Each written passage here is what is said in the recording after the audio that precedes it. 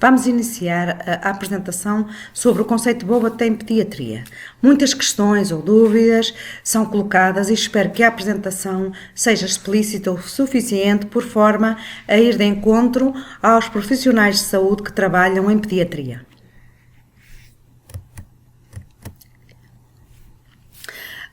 O conceito de BOBAT teve início por volta dos anos 40, com a Mrs. Bobat e o Dr. Karel Bobat, que vocês veem neste slide na imagem do canto direito inferior.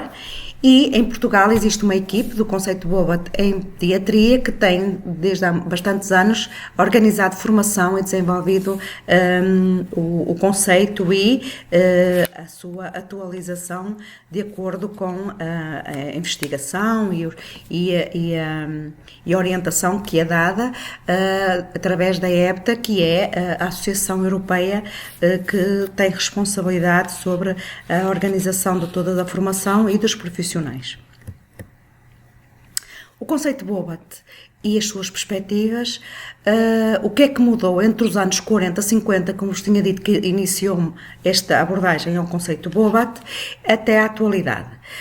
Há coisas que se mantiveram, que nomeadamente a essência do conceito e a neurociência e outras áreas da investigação que suportam o conceito foram evoluindo e, portanto, houve algumas coisas que foram de certa forma orientadas de acordo com a investigação e o que nos mostra em termos de resultados e de orientação. Mas a essência do conceito manteve-se.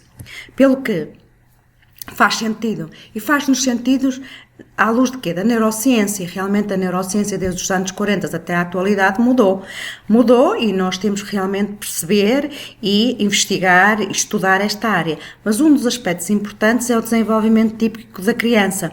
Precisamos imenso de saber, mas não só por si as etapas, mas realmente sequência a sequência, de etapa a etapa, e quais são as competências que a criança vai adquirindo. Outra realidade que tem aparecido são as crianças pré-termo ou as de termo. Temos crianças com comportamentos motores completamente diferentes e, portanto, daí a sua importância e a pertinência para a avaliação. Portanto, isto é um aspecto que provavelmente nos anos 40, 50, 60 não se tinha atenção a isto, mas que nos dias de hoje, e de acordo com a literatura, cada vez mais temos que ter especificidade. E, quando estamos a falar do conceito de BOBAT, há uma coisa que isso nunca mudou, é o significado, a informação que nós temos, para que é que nos serve e como é que nós a vamos a utilizar em termos de estratégias e de sugestões práticas, quer para a criança com alterações neuromotoras, quer para a sua família, quer para os diferentes cuidadores que, por vezes, ou outros profissionais que trabalham com a criança. Ou seja, um dos aspectos que tem vindo a ser desenvolvido, o controle postural no desenvolvimento típico da criança e a sua complexidade. Ou seja, sabemos que a criança tem um desenvolvimento dinâmico, que estas competências que ela vai adquirindo desde que nasce ao longo da sua vida, mas nos primeiros anos, e vão implicar mudanças contínuas. E estas novas competências tem por base determinado tipo de componentes e padrões de movimento e organização postural e, no fundo, de uma forma mais global, controle motor para que este desenvolvimento seja dinâmico e sequencial. E é isto que importa termos o conhecimento quando estamos a falar sobre o conceito de BOBAT em pediatria. Quando temos uma criança, como vocês veem na imagem, que é uma criança com alterações neuromotoras, ela também tem o seu desenvolvimento, não um desenvolvimento típico, mas um desenvolvimento atípico, mas ela precisa de brincar, ela precisa de explorar, ela precisa de ter... E é importante que a gente também saiba o que é que ocorre com esta criança para realmente dirigir quer a nossa avaliação, quer a decisão em termos de raciocínio clínico sobre as necessidades da criança. Portanto, quando falamos na avaliação, avaliar em primeira instância é uma forma de pensar e não uma forma só de fazer. Pensarmos o que é que nós vamos avaliar, porque é que vamos avaliar e que resultado é que nós vamos conseguir em termos de estratégias de intervenção de acordo com aquilo que avaliamos. Portanto, é, dentro do conceito, um dos aspectos que se tem vindo a ser de valor acrescentado é a habilidade clínica para observar e analisar as competências funcionais da criança, família, no seu dia-a-dia, porque as crianças têm um percurso do desenvolvimento que temos que o saber e há tarefas, há rotinas que fazem parte. Portanto, quando estamos a falar de crianças, estamos a falar realmente, tal como vocês conseguem ver neste gráfico, que é as janelas da plasticidade do desenvolvimento cerebral, que se repercute em tarefas e etapas do desenvolvimento. Portanto, há portas de entrada, há momentos extremamente importantes que nós temos que realmente saber aproveitar, e nisso o conceito cada vez mais procura que seja uma intervenção específica, individual, não é exercícios para uma diplegia, exercícios para uma EM, é numa criança que tenha um comportamento motor de acordo com a avaliação, que estratégias nós vamos definir de acordo com aquilo que nós sabemos da neurociência, do desenvolvimento, da biomecânica, e portanto estas janelas de oportunidade, esta neuroplasticidade é uma das importante quando falamos no conceito, ou seja, o que nós vamos ensinar, permitir que a criança faça ao longo da sua vida, em termos depois da sua possibilidade de participação. Quando, como vemos nesta imagem, a criança tem dificuldades motoras ou outras cognitivas, perceptivas, de comunicação, por aí fora, há que muitas vezes modelar com ela, mas deixar que depois a criança seja capaz de experienciar. Só através da experiência é que ela vai organizar as suas representações internas e só através disso é que ela vai conseguir realmente depois ser capaz de usar em diferentes situações. Isto é fundamental no conceito, que às vezes quem não domina o conceito diz que ele está desatualizado, que está fora de moda, que não é consistente, porque realmente as pessoas não dominam esta noção do até onde o conceito pode ir. Portanto, quando nós temos uma criança com alterações, temos realmente uma família, temos um contexto onde ela está inserida, ou temos uns cuidadores, ou temos o contexto da escola, o contexto de casa, o contexto dos amigos, e temos um terapeuta, seja ele qual for, fisioterapeuta, terapeuta ocupacional, terapeuta de fala, que vai realmente interagir dentro deste círculo e permitir e dar competências e habilitar a criança com capacidades por forma a que ela consiga fazer da melhor forma nos diferentes contextos. É de extrema importância que facilite alguns movimentos para que a criança consiga perceber e organizar e depois ser capaz de os utilizar nas diferentes situações. Ou seja, nós cada vez mais, quando falamos no conceito, falamos numa especificidade de intervenção. Não temos um tratamento para a criança A, X ou Y com a patologia A, B ou C, mas temos uma criança que tem uma especificidade que nós avaliamos e que depois vamos planear. Ou seja, desenvolver estas capacidades de acordo com a criança e onde ela está inserida. Por outro lado, isto só é possível se nós percebermos em que fase do desenvolvimento é que a criança está e qual o seu envolvimento ou quais as suas dificuldades e que limitações ela tem para determinada atividade e participação com os pares, com as crianças, como ela, com a família, com os amigos, em todos os ambientes que ela pode participar. Quando temos situações em que há fatores que interferem e que a criança tem o seu desenvolvimento atípico, nós vamos também ter algumas coisas que vamos dar importância na avaliação. Por exemplo, em termos do crescimento ao nível musculoesquelético, muitas destas crianças vão ter um padrão de desenvolvimento um bocadinho diferente da criança típica. Estamos a falar, por exemplo, da maturação do sistema nervoso central. Temos numa criança típica um padrão que está estabelecido e que nós conhecemos da literatura, mas que na criança atípica. E, por exemplo, se temos uma criança que é um pré-termo, um grande pré-termo, um moderado pré-termo ou um ligeiro pré-termo, esse processo maturacional também tem o seu percurso. ou se temos uma criança que tem algumas dificuldades motoras, mas a sua capacidade de aprendizagem é um bocadinho mais limitada. Então, nós temos que ter realmente especificidade nas estratégias de intervenção. Por outro lado, estas crianças atípicas, em termos de variação e variabilidade, que são conceitos diferentes, são diferentes e estão associados a mudanças na sequência da ativação, que nestas crianças esta sequência da ativação é diferente das crianças típicas, e quando estudamos o desenvolvimento e vemos o primeiro trimestre, o segundo trimestre, o terceiro trimestre, e que vemos a sequência da ativação em termos de transferência de carga, direção, do movimento, os grupos musculares que são ativados, a direção dessa ativação, nós, nas crianças com alterações, muitas vezes vemos isto de forma diferente, e portanto temos que perceber o que é que está a acontecer e outros pontos que podem acontecer nas crianças atípicas.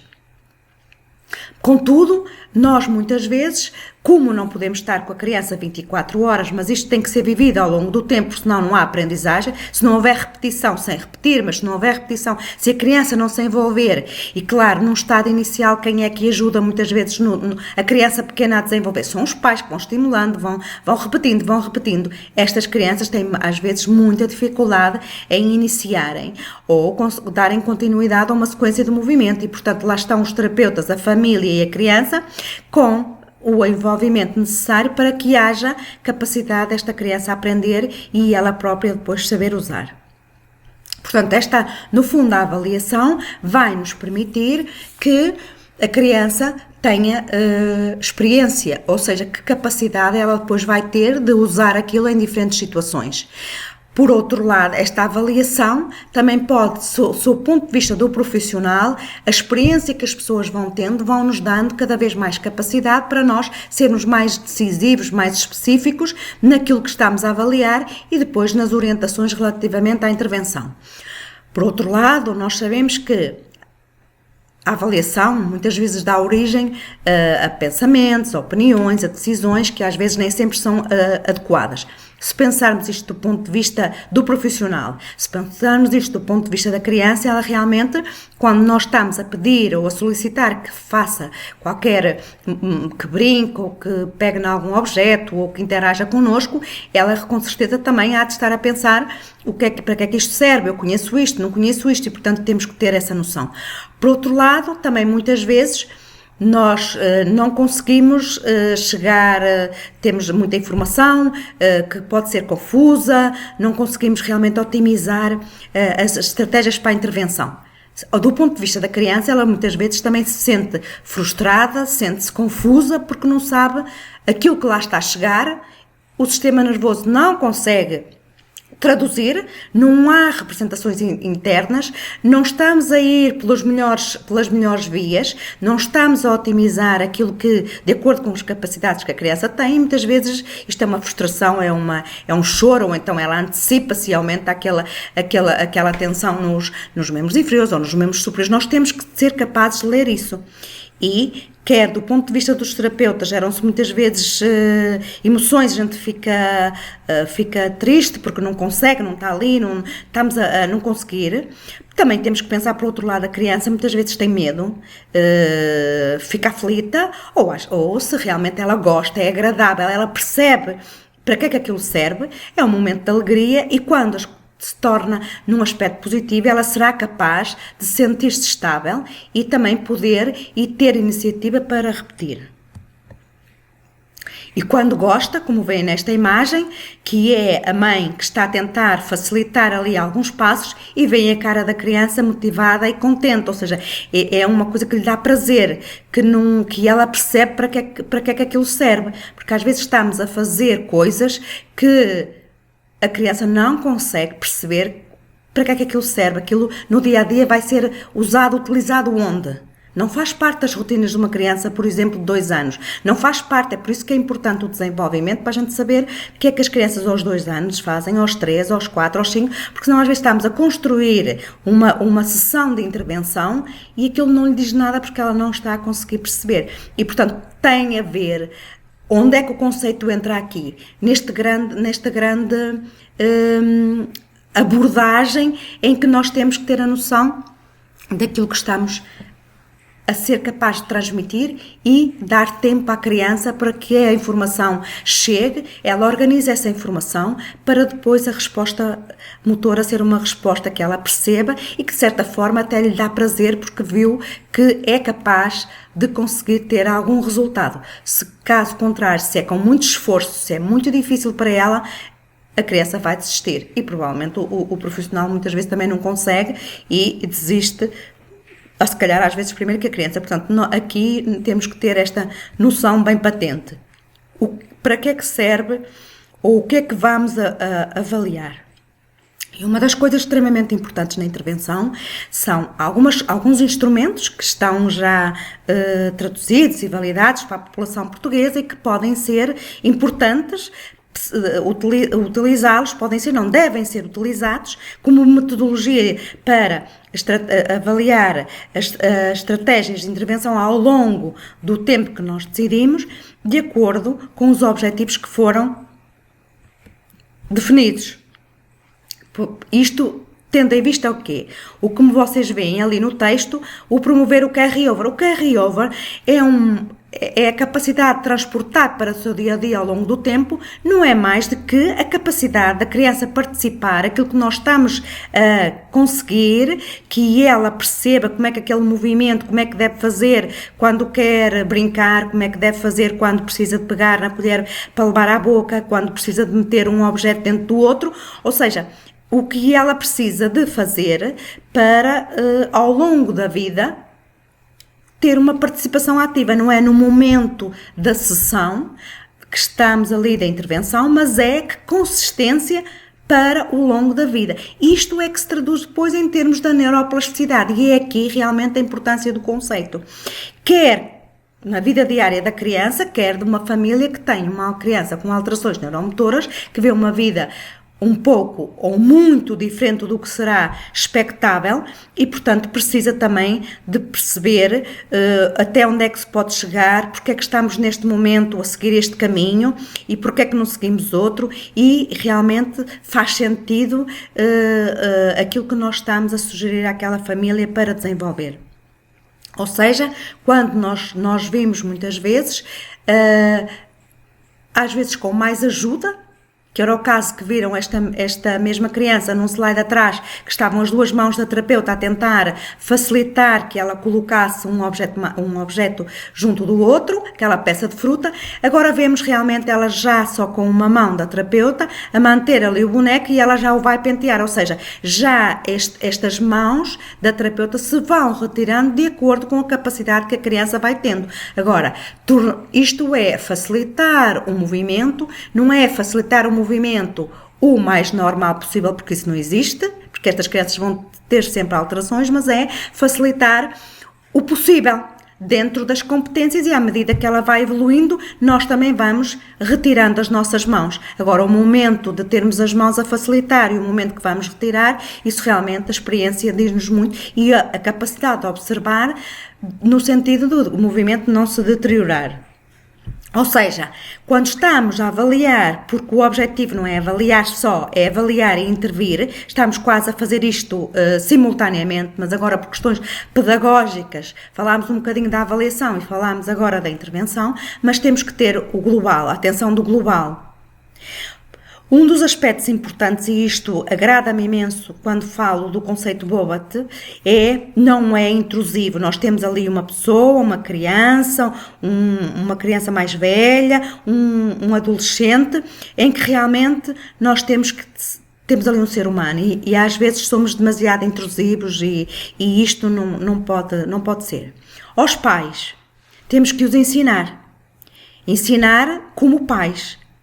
E que é completamente diferente de ensinarmos, faça assim 10 vezes, faça acolá 20. Os pais têm que experimentar. Tal como nós, terapeutas, para aprendermos muitas técnicas que usamos no nosso dia-a-dia, tivemos que repetir, experienciar, até termos realmente a nossa, que dizemos, não, eu agora já sou capaz, a minha mão está aqui já treinada, eu já consigo fazer isto e perceber. E por isso muitas vezes temos que estar ali com os pais e com as mãos, modelar as nossas mãos com as deles para ser capaz de explicar o que estamos a fazer. Saber com eles definir os principais objetivos e saber trabalhar ou orientar toda a nossa metodologia de intervenção em função dos objetivos. E os objetivos são coisas simples, pequenas, porque às vezes queremos este mundo e o outro, e queremos muita coisa, e depois desorientamos-nos, e portanto às vezes a especificidade da avaliação, o principal problema, definir a nossa hipótese de trabalho, definir quanto tempo nós vamos estar ali a trabalhar, esta metodologia que a mim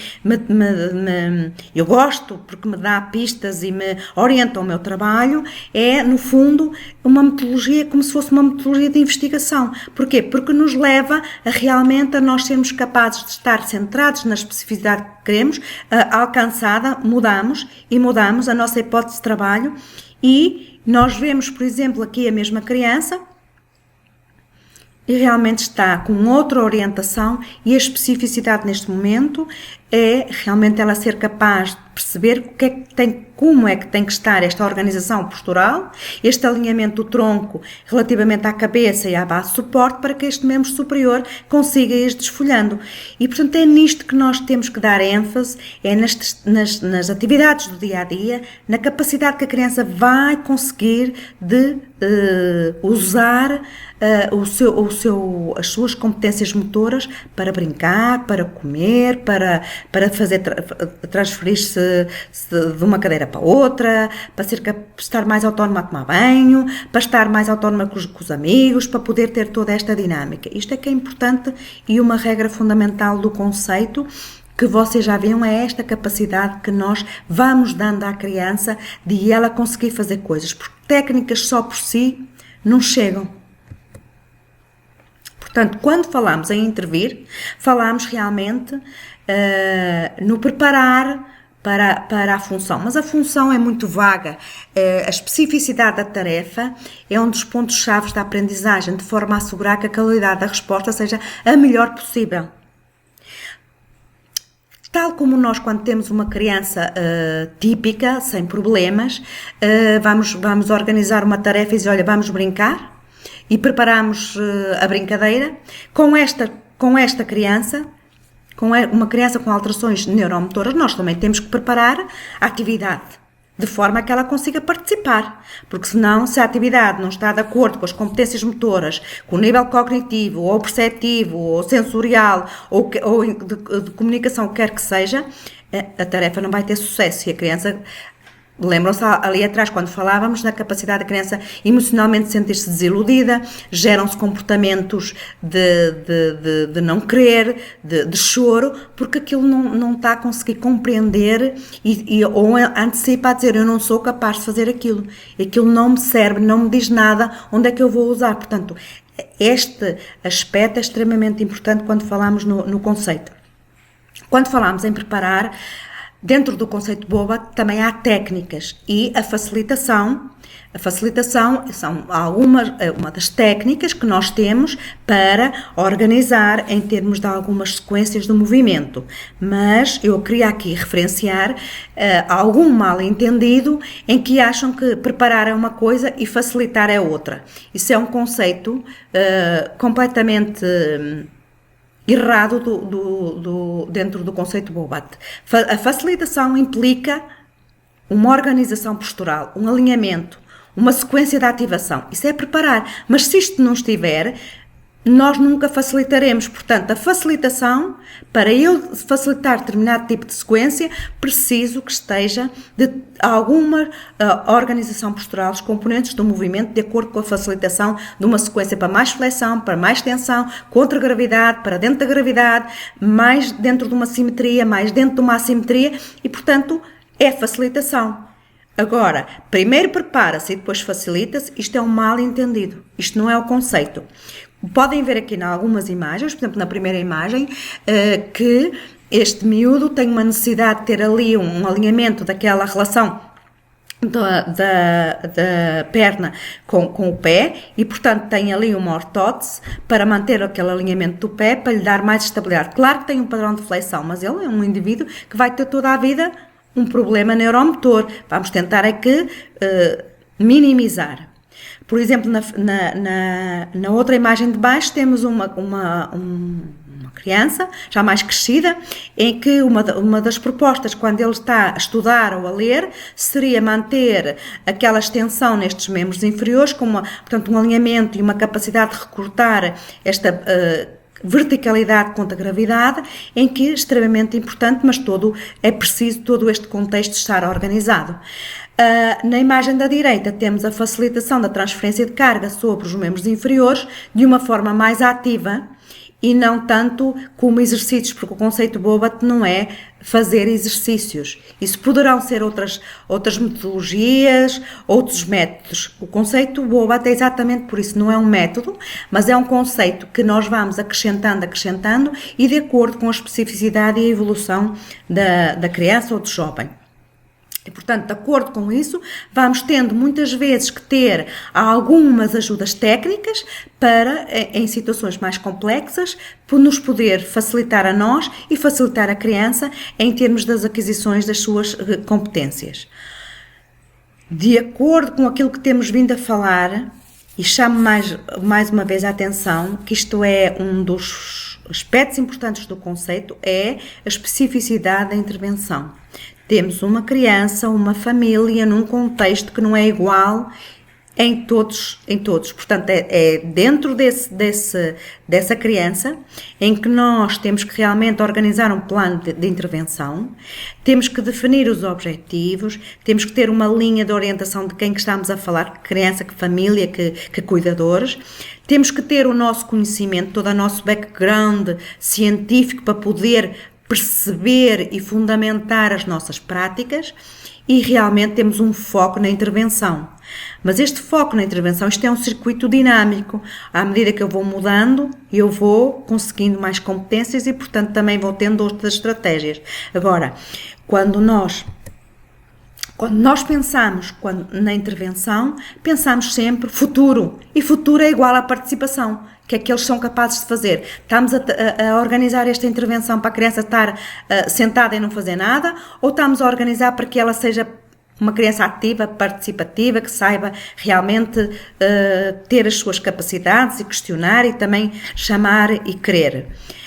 Mas muitas vezes nós não conseguimos chegar a isto e, portanto, temos depois uma orientação que nos leva a que a criança tenha dificuldades ao nível da coordenação olho-mão, ou então crianças que vão ter dificuldade em termos de mobilidade se não pensarmos nisto muito precocemente. Podemos ter dificuldades ao nível do sentar sem suporte e, portanto, temos que começar cedo a pensar nestas alternativas. Podemos ter crianças em que têm alteração em termos da posição de pé, como viram na imagem anterior, e que estava ali num standing frame e que estava ali a ler ou a estudar ou a fazer os seus trabalhos de casa. Podemos ter crianças em que têm alguma dificuldade em termos do andar, da marcha, como vemos na imagem superior, e por isso mesmo teve que fazer ali uma cirurgia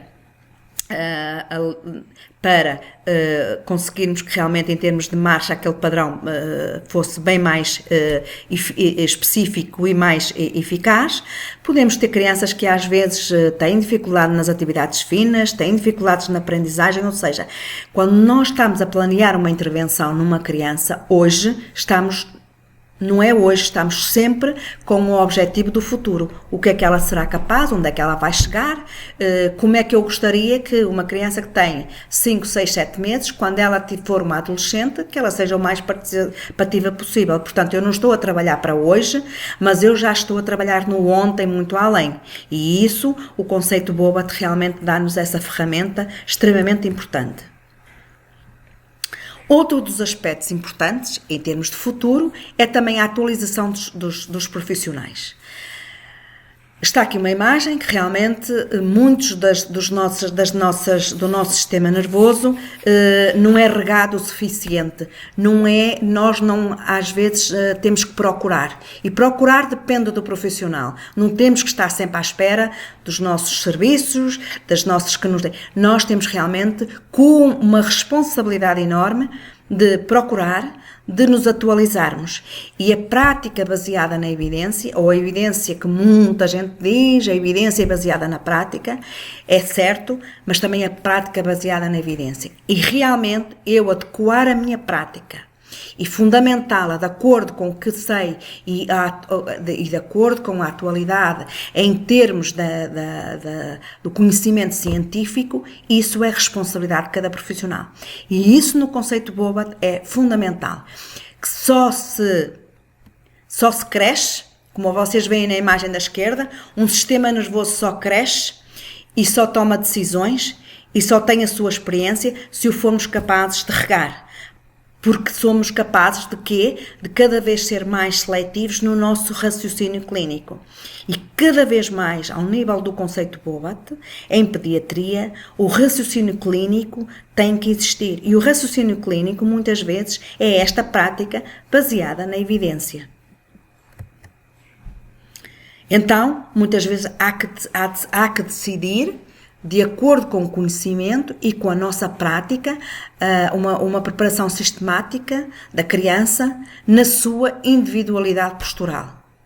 Por outro lado, esta preparação dos pais é uma individualidade na intervenção. Eu não posso dar todos a mesma orientação, porque cada criança é um ser, é uma individualidade. Cada controle postural é uma individualidade. E perante a análise, a avaliação, eu tenho que ser capaz de decidir quais as melhores estratégias.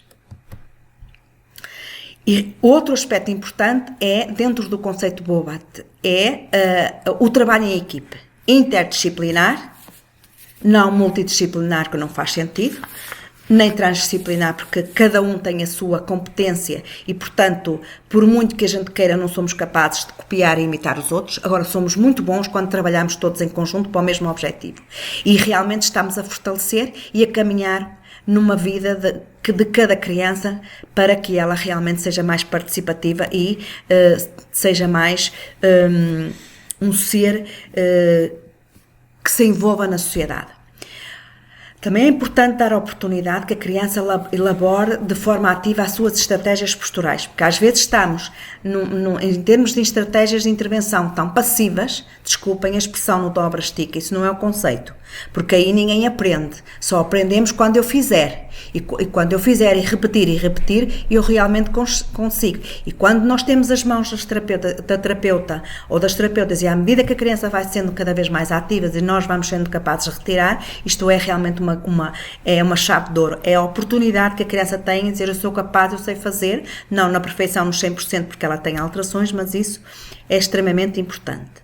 E dentro do conceito há princípios que se têm mantido desde os anos 40 até à atualidade. E esses princípios têm a ver com a capacidade das técnicas que nós vamos utilizando, especificamente a facilitação relativa à compreensão do controle postural, que no fundo isto traduz-se num movimento. Mas quando vemos um movimento, há muita outra coisa que acontece antes de se executar aquele movimento. E aí a nossa compreensão tem que ser muito, muito específica e para permitir que depois o terapeuta selecione as estratégias mais adequadas. Eu deixo-vos aqui uma frase que realmente já em 1981 a Mrs. Bobat dizia que o conceito reconheceu a necessidade de permanecer dinâmico e evoluir à medida que as novas evidências da neurociência se tornavam disponíveis. E, nomeadamente, a Berta Bobat afirmou que o conceito Bobat é de longo alcance e aberto e permite-nos continuar a estudar e a seguir continuamente o desenvolvimento científico. Isto já em 1981. Realmente ele consegue acompanhar a neurociência, consegue acompanhar as alterações que nós vemos ao nível da literatura e mantém realmente a sua essência, que é ser dinâmico e ser capaz de permitir e capacitar a criança com competências de forma a que ela interaja na sociedade. E, especificamente, dizia que era um conceito aberto e que ainda se mantém atual, que será uma intervenção centrada no desenvolvimento da atividade funcional da criança e na valorização da sua participação ativa. Isto nos anos 80. Realmente continua cada vez mais atual. E chama a atenção para este pensamento que ela tinha, que é de 1980, em que dizia as técnicas de manuseio, ou seja, o manuseio ou o handling, que nós usamos são apenas um primeiro passo no tratamento. Se não tiveres ativado a criança de modo a que lhe seja possível realizar novas atividades, então é porque não fizeste absolutamente nada. Isto é, a participação, organizar atividades em que a criança tenha capacidade de participar. Não é só um recipiente em que depositamos técnicas e depois não as vai ser capaz de utilizar aquilo que lá estamos. Então, realmente não fizemos nada. Isto dos anos 80, à luz do que nós aprendemos hoje, especificamente da neurociência e mais especificamente em termos neuroplásticos que o sistema nervoso tem, é isto. Se não tiver capacidade de realizar novas tarefas, então não fizemos absolutamente nada. Portanto, a nossa responsabilidade como terapeutas dentro do conceito é descobrir a melhor maneira de a criança e família alcançar o seu melhor potencial. Nós não podemos estar à espera que uma criança com alterações seja colada à criança típica, andar atrás do desenvolvimento típico. Tem que treinar para sentar, tem que treinar para rolar. Depois, quando treina, Isso jamais.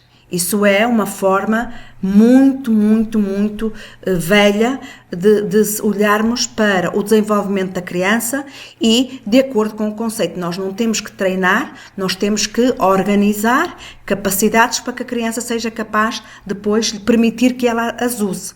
Por outro lado, nós não treinamos mecanismos automáticos, nós não treinamos, nós organizamos para forma a que eles se surjam.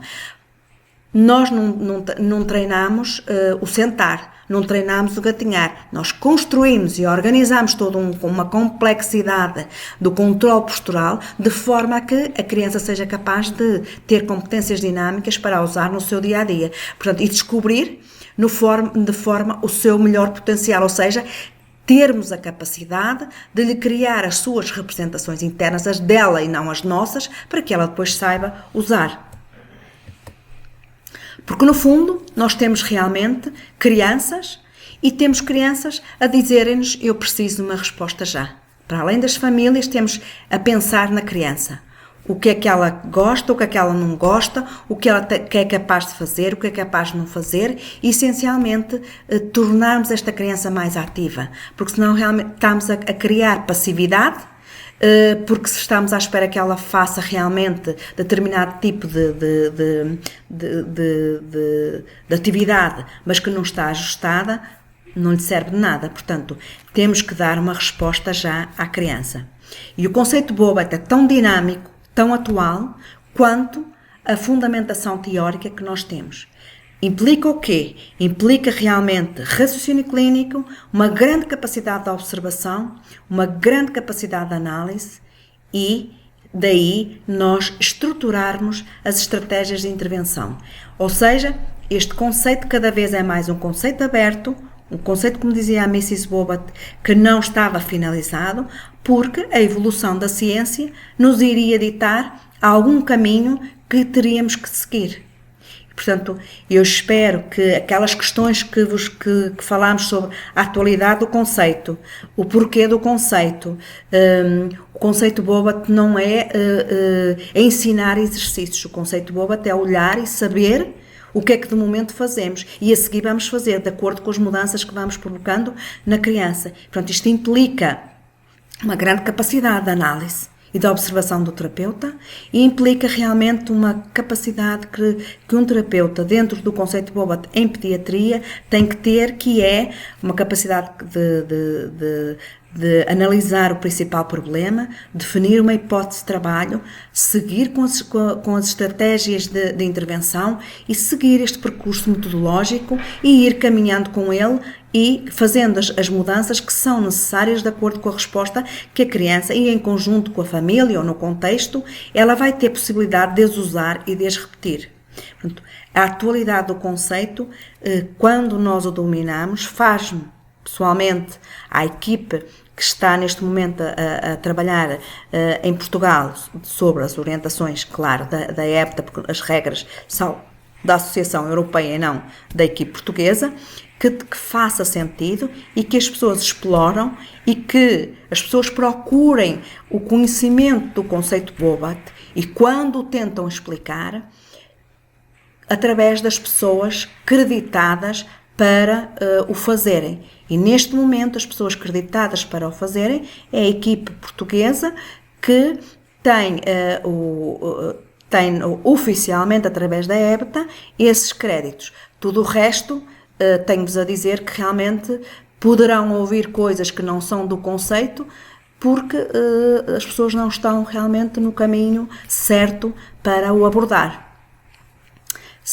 A equipe portuguesa tem um site que vocês podem procurar em Conceito BOBAT Portugal e tem lá a equipe, tem as pessoas, tem alguma formação que nós fazemos, dúvidas que vocês queiram, também estamos abertos a poder esclarecer. Espero que algumas das vossas questões sejam resolvidas ou pelo menos façam aí um bichinho, se criem um bichinho para conseguirem dar mais oportunidade para crescerem dentro do conceito e toda a ajuda que precisarem, cá estaremos disponíveis. Obrigada.